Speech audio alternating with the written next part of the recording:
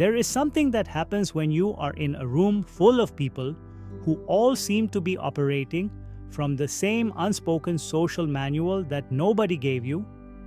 When the conversations feel simultaneously too shallow and too loud, when the things that fascinate you don't seem to fascinate anyone else in the same way. When you laugh at different moments or feel moved by things that pass everyone else without leaving a mark, and you have learned over years of these moments to perform enough of the expected responses to get through the social situation without revealing the full extent of how differently you are experiencing it, not because you are deceptive, but because the experience of genuine difference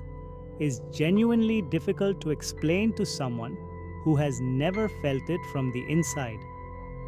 And this video is not going to tell you that your difference is beautiful and you should embrace it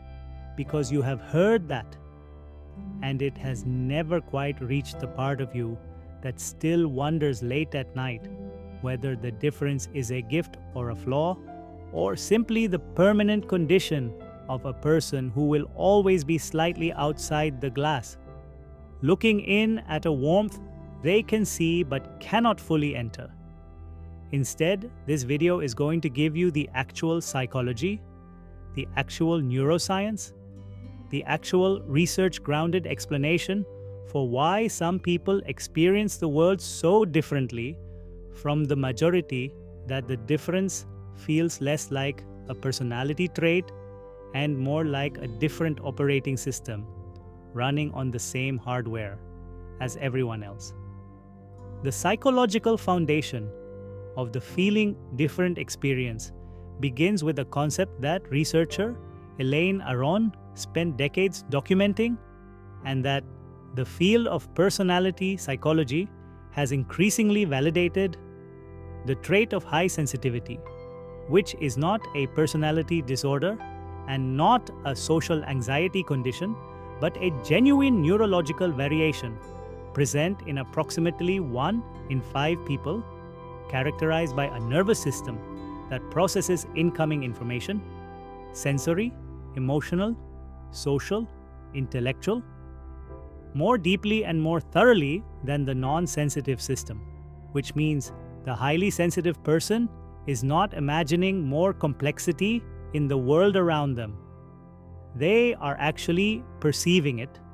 actually noticing the emotional undercurrents beneath the surface of conversations, actually registering the aesthetic qualities of environments that others move through without registering, actually feeling the weight of ideas and interactions at a resolution that makes the social world feel simultaneously richer and more exhausting than it seems to for the people around them. And the feeling of being different is in large part the feeling of carrying this higher resolution experience in a world that was designed by and for the 60 to 80% of people whose nervous systems are not processing at this depth. There is a second psychological layer that the research on intellectual giftedness consistently documents: the experience of what Kazimierz Dabrowski called psychic overexcitability, which is the specific intensity of inner experience that accompanies high intellectual and emotional development. The tendency to care more deeply about ideas, to feel more acutely the gap between how things are and how they could be, to experience moral and aesthetic dimensions of situations that others appear to move through without noticing, and to carry a persistent, low-level dissatisfaction with the surface of things that is not depression, but is the natural consequence of a mind that cannot stop perceiving the depth beneath the surface and cannot stop wanting the world to acknowledge it. And the person who experiences this overexcitability has almost universally spent some portion of their life being told they are too much, too sensitive, too intense, too serious, too deep, as though the capacity for depth were a social inconvenience rather than one of the rarest and most valuable cognitive features a human being can possess. And here is the truth that the psychology of difference ultimately arrives at. The one that is most honest and most useful and most grounded in what the research actually shows about people who feel genuinely out of step with the world around them. The difference you feel is real. It has a neurological basis.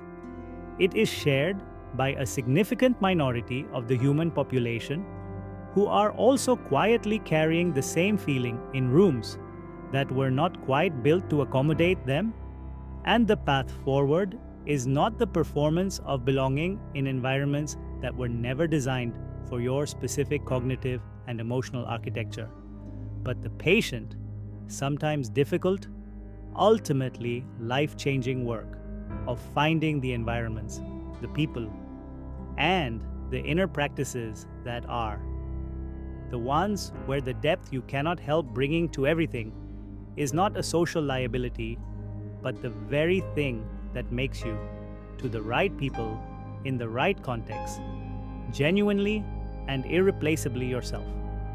Subscribe for more mind secrets.